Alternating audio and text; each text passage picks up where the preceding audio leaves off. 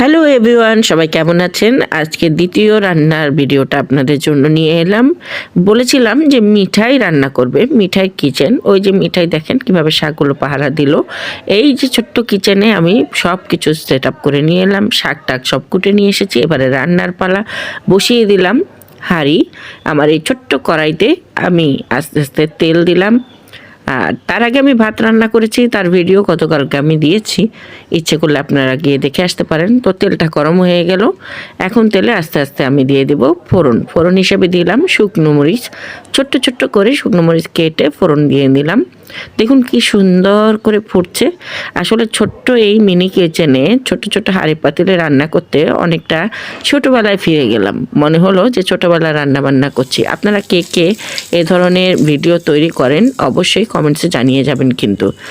আর এরপরে দিয়ে দিলাম রসুন কুচি, আর দিয়ে দিলাম পেঁয়াজ কুচি। সেটা ভাজা হতে থাকবে, একটু লাল লাল করে ভাজা হওয়া পর্যন্ত আমি অপেক্ষা করব। আমি কিন্তু শাকটা কাটার আগে ভালো করে ধুয়ে নিয়েছি। পালং শাকে প্রচুর ভিটামিন আছে, সবাই জানেন।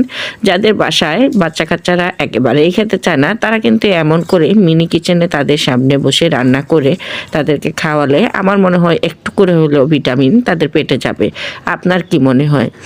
তো রান্না হতে হতে সবার কাছে অনুরোধ রইল, যারা আমার ফেসবুক থেকে এটা দেখছেন তারা অবশ্যই ফলো দিয়ে যাবেন। আপনাদের দেখার সুবিধার জন্য কিন্তু আমি খুব স্পিড বাড়িয়ে দিয়েছি। এখন ধীরে ধীরে শাকটা দিয়ে দেব। আর যা বলছিলাম, আর যারা আমার ইউটিউব চ্যানেল থেকে দেখছেন তারা একটা সাবস্ক্রাইব করে অবশ্যই লাইক কমেন্টস করে আপনাদের মূল্যবান মতামত দিবেন।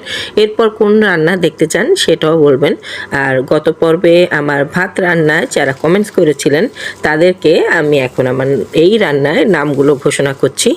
তারা হলেন উর্মি বণিক, কাবিলা রোকেয়া, আমির হামজা এবং দেবশ্রী দাস। আপনাদের অসংখ্য ধন্যবাদ। আর যারা আমার এই ভিডিওতে লাইক দিয়েছেন তাদের সকলকে অসংখ্য ধন্যবাদ।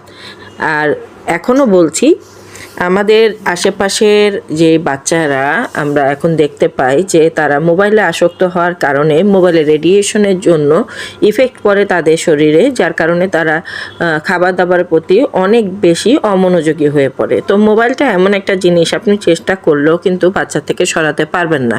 প্রয়োজনে তারা খাবার ছেড়ে দিতে রাজি আছে, মোবাইল ছাড়তে রাজি নেই। দেখতে দেখতে আমার শাক কিন্তু প্রায় হয়ে গেছে।